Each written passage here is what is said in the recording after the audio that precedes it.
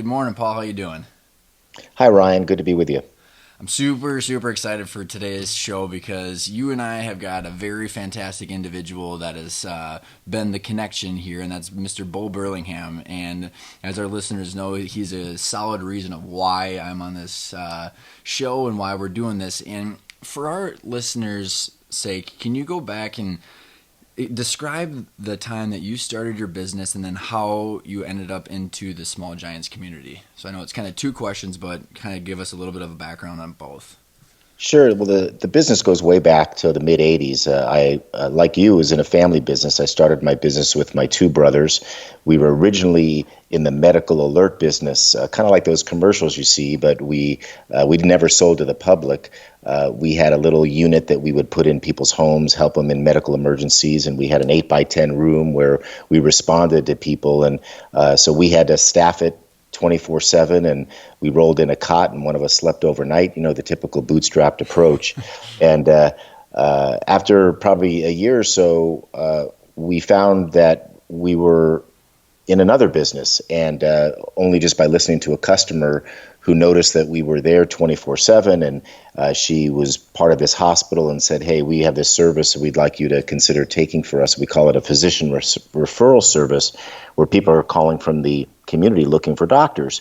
We said, sounds easy enough, and trying to listen to the customer. A couple weeks later, set up a phone line for this hospital, and ended up being our core business, which was essentially an outsourced provider of call center services for hospitals across the country.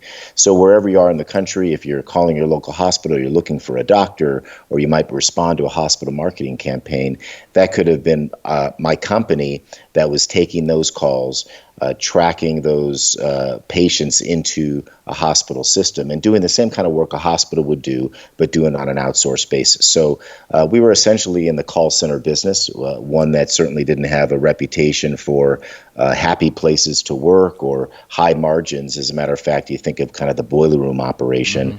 Mm-hmm. And my brothers and I did make an early decision that we didn't want to run a business like that. We didn't want to be a commodity business that competed based on cost. We wanted to create value for our customers, and ultimately the kind of culture we created internally and this philosophy around employee engagement really drove our customer loyalty, drove our profitability, and ultimately helped created value when we exited the business in 2012. I was the only one still involved in the business at that point. We had started in the Los Angeles area, ultimately moved the business to Texas when we were hired by a large healthcare company to build a national center for them. And grew very organically, never had any outside capital in the business. In the early days, we tried to raise $1.2 million in $15,000 increments, and we managed to raise $15,000. So you know how that goes. When you really need it, no one's going to give it to you, and then when you have some success, they're throwing it at you, and you don't really want it anymore. So. So we managed to stick it out that way, and never had any outside capital in the business until ultimately we sold. And I honestly think that was a good reason why we were able to have the freedom to develop the kind of company that we wanted to develop, and it really was the brand that we created around our culture and how unique that was. And so. It was back in, I think, 2007 when I had just finished a manuscript for my first book. And I come upon this book called Small Giants by Bo Burlingham, a longtime Inc. magazine author. And I was just so amazed at how I connected with this message about companies that choose to be great instead of big. And we all want to grow, but we want to grow with purpose, and talked about how these companies had leaders who knew who they were and what they wanted out of business, and led with values, and were passionate about multiple stakeholders in the community. And I just really resonated with that, and sent a blind email to Bo one day and said, "You don't know me, but I've been inspired by your work and just finished a book on culture. Would you consider writing a foreword for my book?" He actually said yes, and wrote a beautiful foreword for my book, and we became friends. And over the next couple of years, we were talking about this idea that there were many more companies and leaders than the ones he wrote about in his book that would resonate with this message. And when we think about peers that we want to learn from and grow with, this idea that we're values-driven leaders was really something that appealed to me. And I said, look, let's develop a community of these types of leaders where we can learn and grow together. So back in, I think, 2010, Bo and I launched the Small Giants community just for that purpose. And that's we've been kind of going at it ever since. I think it's fantastic, and for the listeners that have not read the Small Giants book, I mean, like you said, it's a fantastic book, and I think it's interesting how, I mean, you worded it perfectly, because I mean, as entrepreneurs, I think we're very, very addicted to growth for growth's sake, and actually understanding why you're in business and how you affect all the people around you is very, very intriguing. And so I want to go a couple different directions, and I'm trying to think of which one, because you exited your business in 2012, but one of the things that you've done really well with your past business and your current business and what your message is in all your books is about culture and how the people are a reflection of you, and I'm just curious, like, what are some of the biggest, define culture, I guess, to start out for our listeners? Well, everybody's got a different view of culture, and to me, culture is really two things. One is the extent to which team members or employees will really do discretionary work beyond the basics that's expected of them. And two, it's really just the vibe that you feel when you walk through the doors of that business. And everything related to that. And so to me, culture and leadership are really the same thing. And as leaders, we have to make choices about how we lead. As you know, the world is kind of changing over the last 10 years or so, more from a command and control style that many of us grew up in and got used to and actually worked, to now a much more collaborative style of leadership that's more team focused, that allows us to be vulnerable, allows us to actually care about our employees, and mostly to make it strategic so that we realize that there's that culture and treating people well and treating them with respect is not simply the right thing to do. It's good for business. There's an ROI to it, and it's as important a process in our business as any other process that we have. And when we talk about culture and the way that we ran our business, many people will ask me, well, when did you decide to run the business this way? And the answer is we never decided. I think our parents just brought up their three sons with good values, and my dad told me always be nice, never burn a bridge, and treat people with respect. And realized after not too long that not every company works that way. And people would tell us in the early days when we had 10 or 15 employees that this was a really fun place to work. And we said, well, what makes it fun? And they said, well, you guys seem to genuinely care about us. We socialize together. We do things. We said, well, where'd you used to work? And they said, well, man, how much time do you have? They wanted to tell us all these terrible stories about how they were treated. So we did realize that there might be something there. And ultimately, we came to the conclusion that there's nothing sexy about being in the call center business. But if we can create a brand around our culture, that could not only drive employee loyalty, but that might drive customer loyalty and ultimately profit into our business that would allow us to sustain and grow. Yeah, I think you did a very good job at articulating the definition of culture, but I want to ask you maybe a little bit more difficult question. So when you walked in the office in the morning and you said it's the vibe you get when you walk in the office, describe that feeling for me. When people ask that, I really almost defer to the employees that are in the business themselves. And the best example, and this is really where the title of my first book came from, which was Why Is Everyone Smiling? Because we would constantly have tours of our office and our facility where people would come in, they'd walk in the door, they'd go on a tour, and an hour later, they would come back and talk to me and say, gosh, everyone just seems so happy. Everyone is smiling. So it wasn't anything purposeful. It was just something that people said you could feel as soon as you walked in the door. And I think that that's true if you think about it with most businesses that we visit, is that you can tell how people feel just by looking around and noticing the vibe of the organization, or talking to people, or getting a sense if it's manufactured or genuine. Mm-hmm. And so it was something that I realized that we're in a challenging business. We have single moms making less than $30,000 a year, taking 80 calls a day from people worried about their health care. It's a really tough job. The least we could do is create an environment in which they feel cared for. It's a fun workplace. We enjoy each other at work. We show that we care about people in the totality of their lives. We reward and recognize. We train and develop. We simply show that it's okay to be yourself, and kind of let your hair down. And when people realize that ultimately the reason our business exists is to enhance the lives of the people that work there, that's a pretty powerful message for your employees. Yeah, I mean, I think it's very. I love the title of your book too. That patients come second. That's a right? It was patients come second. Yeah, because I mean, everybody immediately thinks the patients come first, but like you said, I mean, your employees are the ones that engage with the patients. I mean, it's whether they're patients or customers or whoever it is. I mean, it is a trickle down effect, and just for you personally, like when you'd walk in the office, because I'm just going back off my own personal experience. I mean, did you feel kind of like a sense of like almost like a high, or like a something to be? I mean, because you got to be super proud of what you've created. Because I mean, what that kind of culture when you're dealing with people is extremely difficult to create.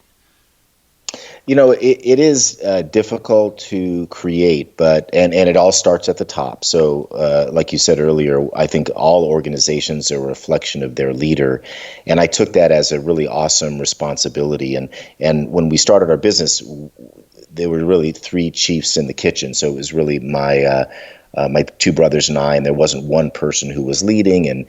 And back in 2000, our older brother Mark left the business. And it turned out to be the best thing that ever happened. And I raised my hand and said, okay, I'd love to take the lead. And our younger brother, Barry, didn't have any interest in being the leader. So I learned on the job what it was like to become a CEO, and continue to this day to learn to try to be a great leader. But to your question, I remember so many days where I would just walk in, and we had if you could picture what was a Walmart facility, completely gutted, and a 400-seat center with low walls, so I could just stand and look around and see the whole place operating all at one time. And there's a buzz going in the air with just people doing their thing and helping other people. Our purpose that we articulated was connecting people to healthcare, and so we were just felt like we were making the world a better place. So to walk in every day and hear that buzz was a source of great pride to me. And the other time that I really felt that was, I recall, was our annual holiday party. And again, with the kind of people that worked with us, that was a big deal, where the one night where they could really have a great time, and we'd do it lavishly in a nice hotel, and casino night, and a band, and food, and everything.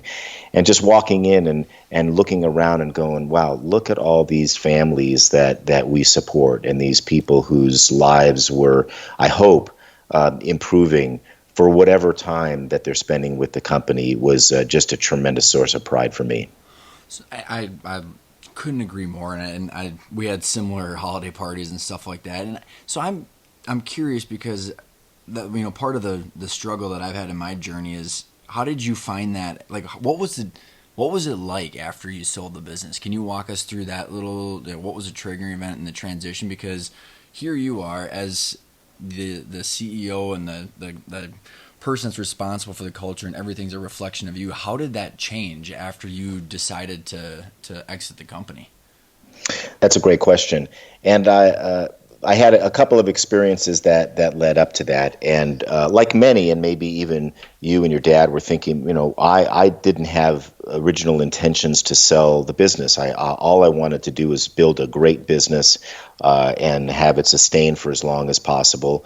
But just like Bo Burlingham talks about in his book, Finish Big, every business will transition. Every leader will transition at some point.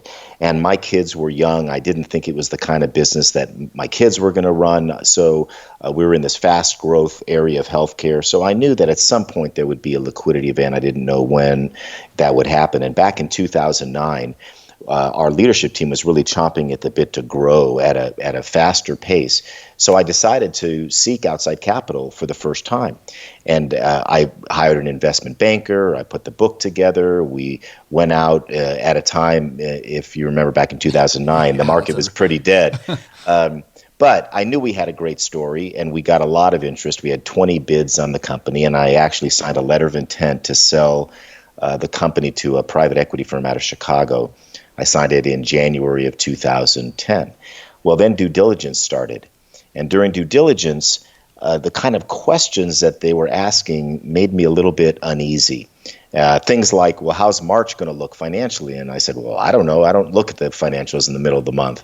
And I started to get a sense of this short-term focus that they had and how that might impact the business. And as you said, if there's anything I would want to protect would be my legacy of having created a culture and the ability for that culture to sustain after I sold the business or after I left the business. So with 2 weeks to go, I walked away from that deal for more money than I could spend. And that I know delivered a strong message to our team members that I was there to protect them. And they knew the whole time I was going through that journey. But I think it gave me some extra brownie points that I didn't even expect, that I really did have them at heart. And it was about a year later when I was approached by a public company in healthcare called Stericycle, which was a company I'd never heard of, was not in our space at all, but approached us to become part of their family. And it took a long time. It actually took a year to do that deal. And about 6 months into just having those conversations, I met the CEO of Stericycle. He actually wasn't the CEO yet. He had been nominated. He'd been there 20 years, but he was the incoming CEO. And I met him the first time, and he said, pulled me aside. He said, Paul, his name is Charlie. He said, Paul, I want to tell you, I've heard so much about you and your company and what you've created from a culture standpoint. And he said, I'll be real honest with you. Our company has had a great financial run. We are very customer focused, but we've never really looked at the employee as a key stakeholder in our business. And he said, as the incoming CEO, I want that to be my stamp. He said, could I come visit you in Texas and just see how you do this? And I said, of course, I'd be honored. And he flew down, he spent a couple days, and I right away knew this guy gets it. Oh, cool.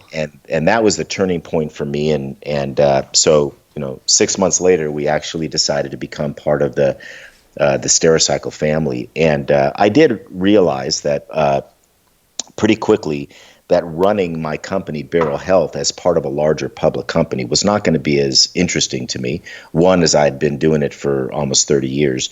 Two, is that as entrepreneurs know, we like it when it's our show, and we make all the decisions. And when you sell it, it's not your show anymore. And I didn't have any ego about that. And so sitting down with Charlie a couple months after the sale, he said, Paul, what do you really want to do?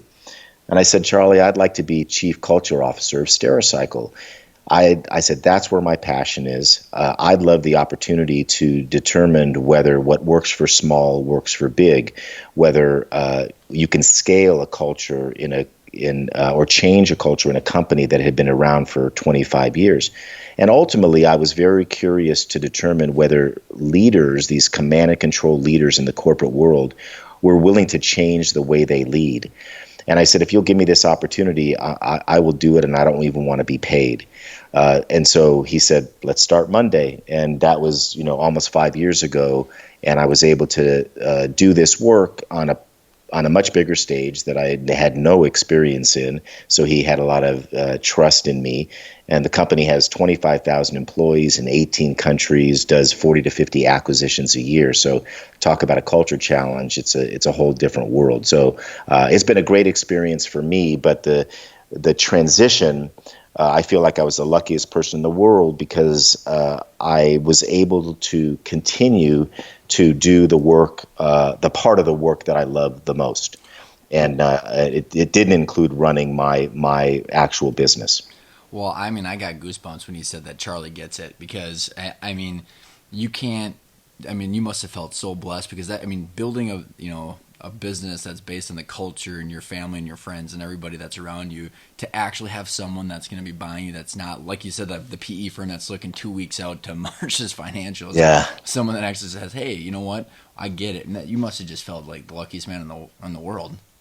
I did. And what we said earlier about the organization being a reflection of the leader was true. And now I got to essentially help coach this CEO in his own journey to make the culture a key strategic initiative of Stericycle. And I remember after 3 years of being CEO, someone at one of our town halls asked Charlie, said, what's the thing you're most proud of after 3 years as being CEO? And he said it was the culture.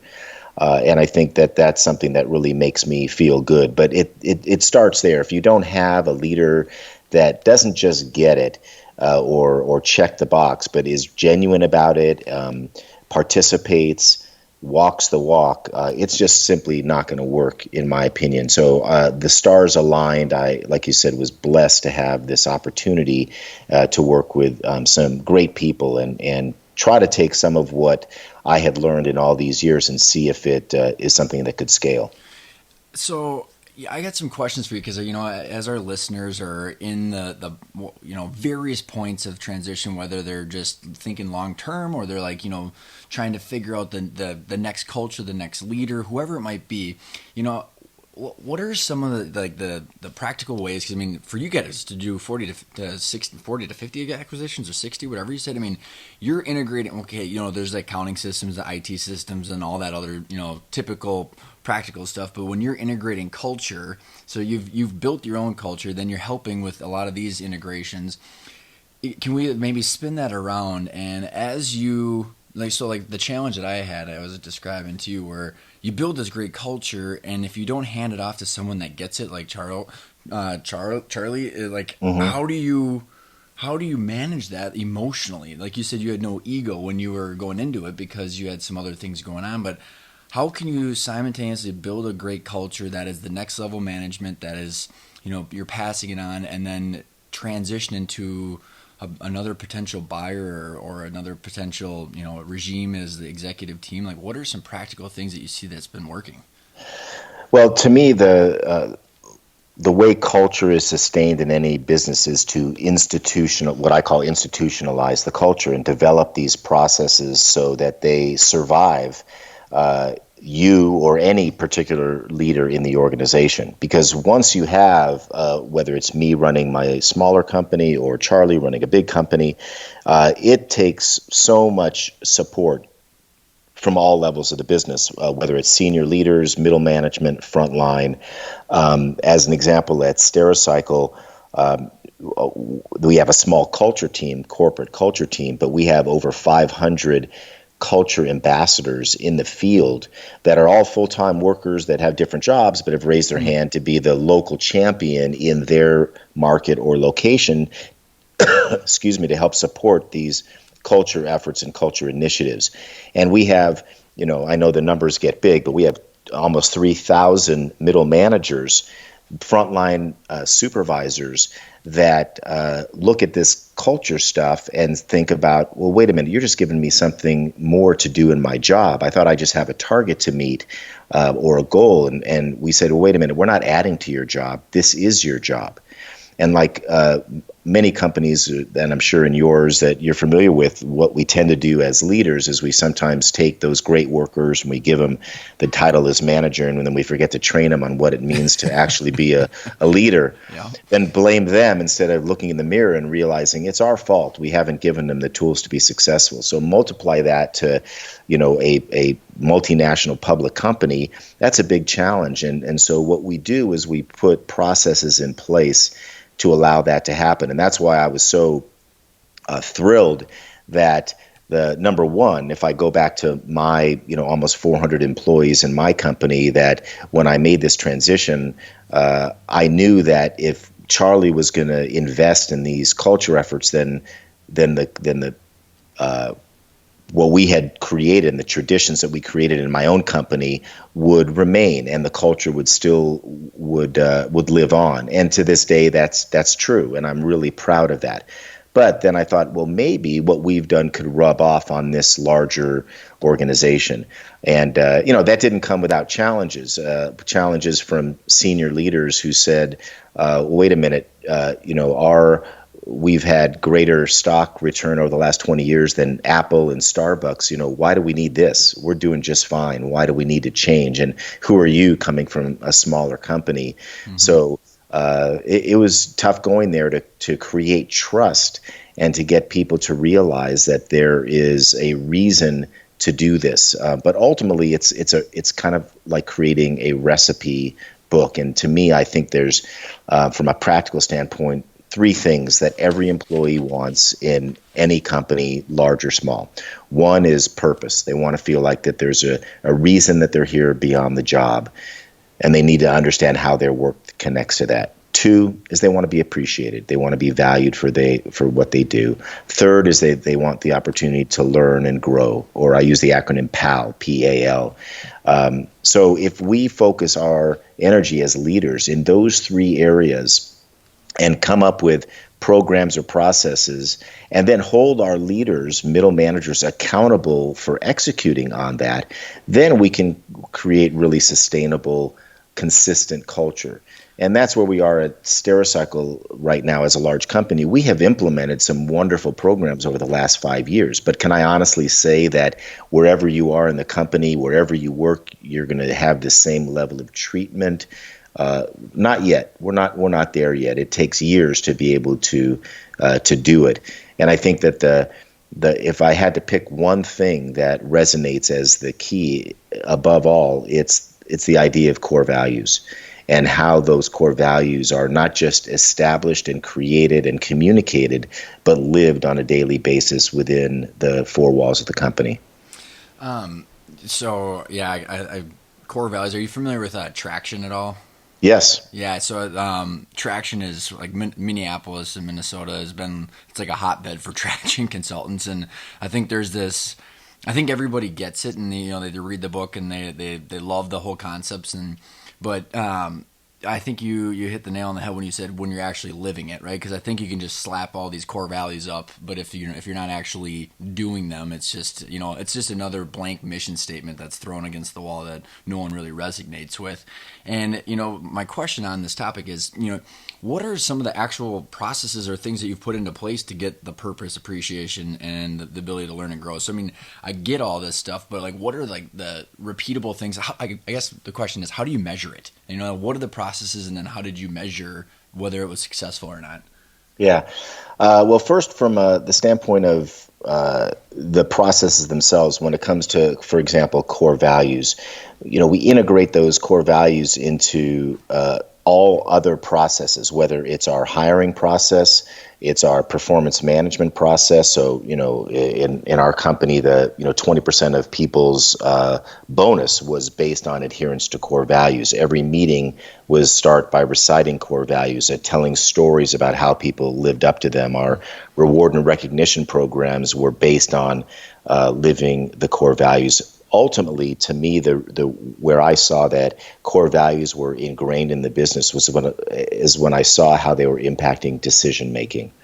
As an example, at my company BerylHealth, we might have a employee situation where the employee manual said, "Hey, this is how we're supposed to deal with this situation," but someone raises their hand in a management meeting and says, "But wait a minute, what's the right thing to do here? And our core value is always do the right thing.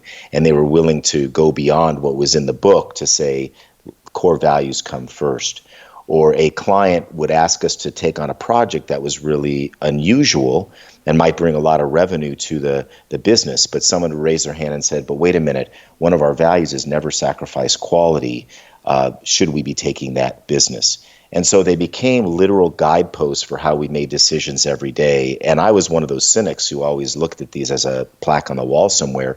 And I go, aha, these are really something and something special. So it's having them in every touch point of the experience of the employee that I think is really critical.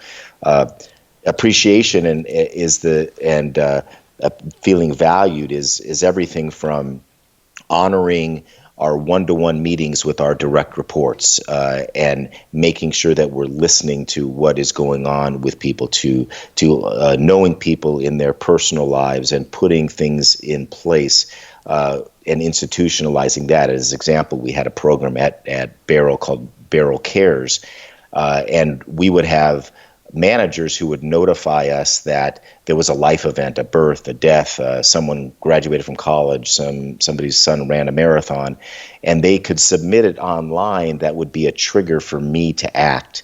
And I would know now everything that was going on with people, which meant I could write a personal note card or go to a funeral or place a phone call on a Sunday night, whatever needed to be done. But we set it up to make sure that there was a process in place to do that. And then with things like learning and development, in small companies, it's hard. We didn't have Beryl University, but we committed ourselves to being a learning organization. And whether it was things like book clubs or our own in-house management training programs, we showed a commitment to developing people's careers. And we didn't care whether that career ended with Beryl or not, and said, look, if we prepare you to go off somewhere else, we're going to feel really proud about that. So I think these are programs that grow over time. And as you said, it's critical to measure the impact for your own purposes, to determine where you're placing your efforts. Or in the case of a public company like Stericycle, I had to sit in front of a board who were sometimes cynical to say, why are we wasting our time on this stuff? So we measured everything we could, from the cost of employee attrition to the impact on customer loyalty to the impact on financials. And at BerylHealth, we were able to do a few things that I think resulted from the culture efforts. One is that we were able to be a premium provider in a commodity world. We charged 30 to 40% more than our next closest competitor. And we were able to do that because people valued the culture that we had. It certainly showed up in the valuation we ultimately got on our business was well in excess of what you would see in the marketplace because they valued the culture. At Stericycle, we measured, when I got there, the cost of employee turnover. I worked with the CFO, and believe it or not, it was costing the company between $25 and $40 million a year. And in 1 year, we were able to reduce that by 5%, not just due to the culture efforts, but through a lot of folks involved. And so you could see the direct impact to the bottom line. We saw that we measured the profitability by location, and 50% of our locations also happen to be the highest rated in employee engagement. So it seems, intuitive that, well, happy people create better profits, but until you really measure it in those ways, it's going to be hard to convince the naysayer. So I'm very focused on always measuring the results of what we do. Well, I think it's fantastic because, as entrepreneurs, every business owner knows that they need to measure their profitability and their growth and all that stuff. And I think at the true core, every entrepreneur knows this stuff. I mean, you get the first couple employees because they believe in you, right? And so to be able to replicate that and scale that, like you said, you have to be able to quantify it. And I love in Tony Hsieh's book, Delivering Happiness from Zappos, that, you know, the board, as he was going public or as Amazon was buying him, they said that this is Tony Hsieh's like psychology project, because I don't think he was doing the stuff that you're doing to actually show that it actually drops right to the bottom line. Yeah, I think it's really important. It's and I think it's, for me, I've been committed to measurement for another reason, is that I want to convince other business leaders to do business this way. And while I'm really proud of what we've done, and you can talk to a number of leaders that are doing wonderful things to grow great businesses and cultures and measure them, I think we're still in the minority in terms of methods of leadership. And we got a ways to go here. So any chance we get to convince others, I think sometimes people need validation.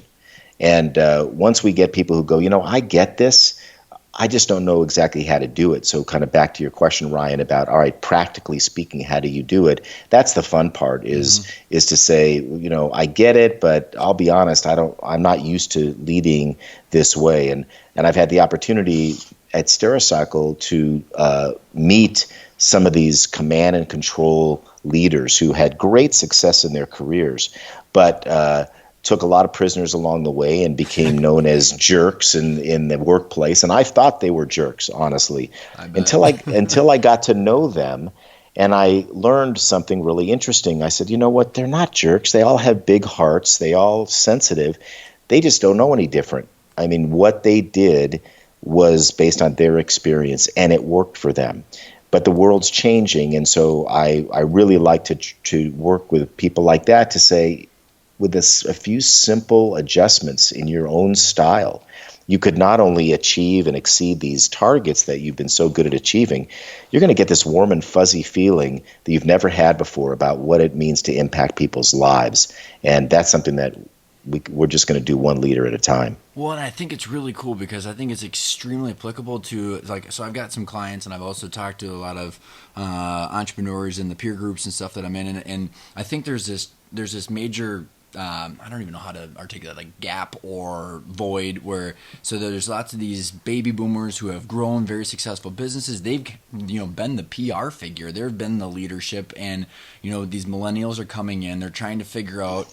So if this business, whether they sell it to a, you know, public company or a PE firm and completely cut ties is one thing, but then there's all these internal transitions, but there's this gap in leadership and culture to actually transition from them being the head figure to a new culture that is sustainable, so that way it can still provide the business owner with the, you know, the emotional needs that it's providing for the time being, and the financial needs. And just kind of curious, if you know, as you're doing these acquisitions, what have you know, you have any thoughts or ideas on how they can look for the leaders, or like, do you hire a leader and let that individual create the new culture, or do you create the new culture before you hire the leadership? What are some of the things you've seen?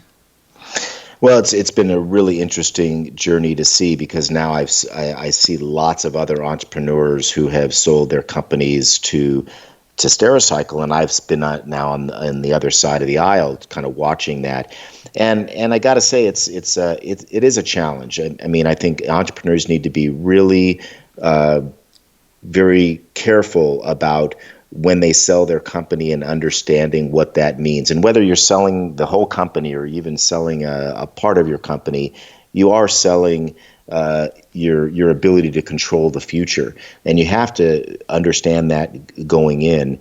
And then I think a lot of it is just what's really important to you. And if you're looking to just sell, kind of cash out, go do the next thing, then, you know, all power to you. It won't matter. That wasn't enough for me. Obviously, protecting what we had built to the extent that I could do that was number one. And I'm very fortunate that has worked out for me that way. But I saw a lot of people in these last 5 years where it didn't really work out that way. And I think that the entrepreneurs probably didn't spend enough time thinking about that in advance and planning for it in advance and understanding what their role would be. And again, I think if I had been asked to continue to run my business as part of the larger business, I'd have been long gone myself. It just wouldn't have worked. So the stars just kind of aligned for me when we acquire all these other businesses. I think there's a balance between trying to respect the culture of their business, but also integrate them into these processes and the institutions that we have built as part of Stericycle. And sometimes we're welcomed with open arms, like, wow, this is great. And other times the smaller company will feel very defensive about what they have, or protective is probably a better word, for good reason. And we need to honor those things and actually learn from them things that we can bring to the business. But it's a fascinating sort of psychological phenomenon that I've just never seen before, because people get so emotional during this process. And I'm one of the rare owners that honestly sticks around. Kick-ass title. I mean, come on, how fun is your job? It's so fun. Yeah, pretty good gig. So, but I think that as I look back at the things I did well or didn't do well leading up to exiting my company, is I did have mentors along the way who really helped me focus, because even though I didn't have any outside capital and no one I was really answering to, I tried to run the business as if I did. I always tried to see, well, what were those things that would create value in the business? And I, not only the private equity deal, but I had one other time back in, I think, 2003, when a competitor tried to buy us. And I would welcome conversations with people that were interested in it, not because I wanted to sell to them, but because I wanted to see how they viewed our company. And that's how I got a sense of valuation along the way. And I also got a sense of the gaps that people saw in the business, and I knew what to work on. I knew that creating a powerful leadership team was critical to valuation. I learned about not having concentration in our customer base, or having kind of a strategic vision around our product growth. All these things just came from people who looked at the business from the outside. So I tried to do that to create value. And I also tried to do a lot of thinking in advance about what's next. And I was fortunate that I had started two other companies, the Beryl Institute, kind of a thought leadership entity in healthcare and the small giants community. And I had done some speaking and writing. So I knew that I wasn't just going to go lie on the beach or do nothing, which wouldn't work well for me at all. And so I think something that as I read Bo's book resonated so much with me was the realization that, again, all of us are going to transition at some point, and we owe it to ourselves and our employees to be really carving out time to thinking about those kinds of things now, and having discussions with people who have been through it before so they can give us some guidance.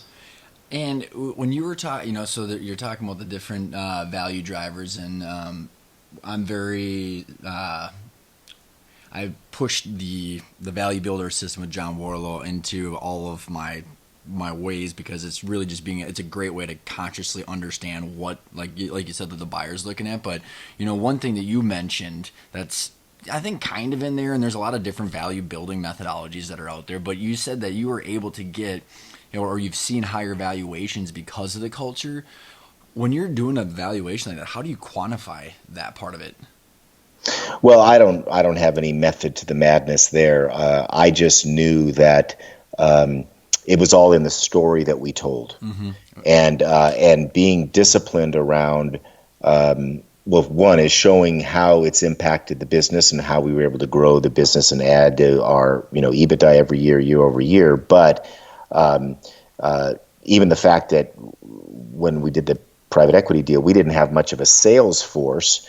And so they tried to discount us because we didn't have a lot of visibility to future sales, even though we had really grown the company in a big way. So I I didn't have a formula to say, well, it's because of our culture. I think we just knew that what we had created was special, Mm-hmm. that it was the culture story that we were telling as the reason why we were special. And I kind of, for lack of better words, stood my ground to knowing that we had something unique and special. And if there was going to be a time when we were going to exit the business, that that was going to impact our valuation. And I guess the luckiest news of all is I didn't have to sell, and so I was in a position of leverage at the time Yep. to Walk make those away. choices. Yeah. Yeah. So, one last question for you. So, if you're, because I see it a lot where, so there's this need to build this next level management team, like you said that you had created.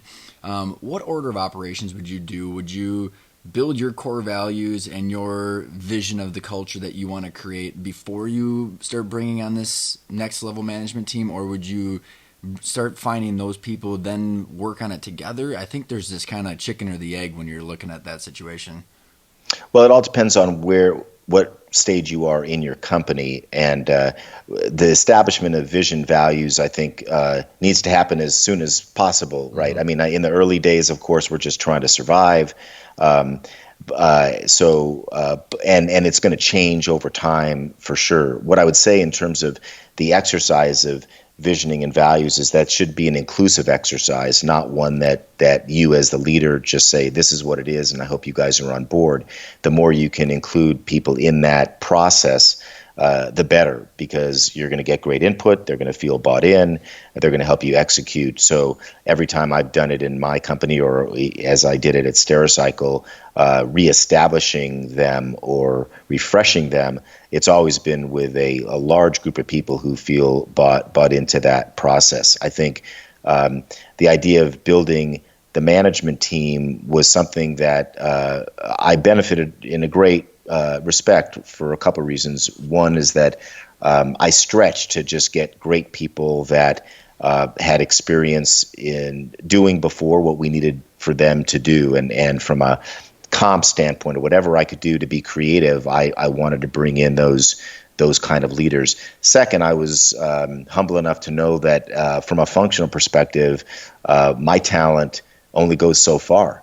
And if I'm going to really grow this company, I'm going to need people that can help me do that. And over the years, got out of the functional running of the business Mm-hmm. And the heavy lifting to the point where the business really could run without me. But it started with absolutely realizing that while we all love control and we love to kind of do things ourselves, that when you bring in trusted people onto your team, it's a great feeling. And that was, in my opinion, my biggest job was putting the right people in the right seats at the right time, and realizing that there's never a time when you're done. You're, as one of my mentors always said, you're always weeding the garden and stretching, because otherwise the business outgrows the talent we have. Mm-hmm. We've talked about a lot. I know we could probably keep going for a long time. But if there was one thing out of all the things we've chatted about that you would highlight for our listeners, what do you think it would be? Well, I think that it would probably be, Ryan, just to be deliberate about your thoughts and dreams as a leader, looking longer term, taking the time to carve out where you want to be in life, what your future vision is, not the one for the company itself, but you as a leader or an owner or an entrepreneur.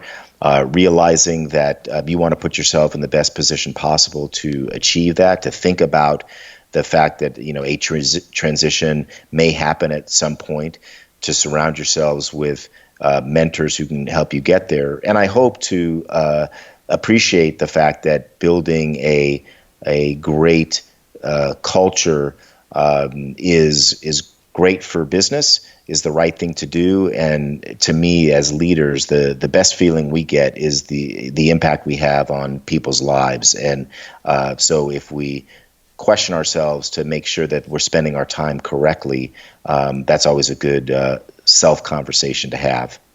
I love it. I love it. Paul, what's the best way for our listeners to get in touch with you? Best way is just to go to my website, paulspiegelman.com, and happy to help or hear from anyone on any of these topics. And then also put a little note in there that people should go to the Small Giants community and subscribe to the newsletter. And then you also have your own podcast that's come out recently that I think you're going to end up coming across some very awesome conversations. So it's all of the information that you've kind of been dripping to us today. So again, Paul, thank you so much for coming on the show. My pleasure. Thanks for having me.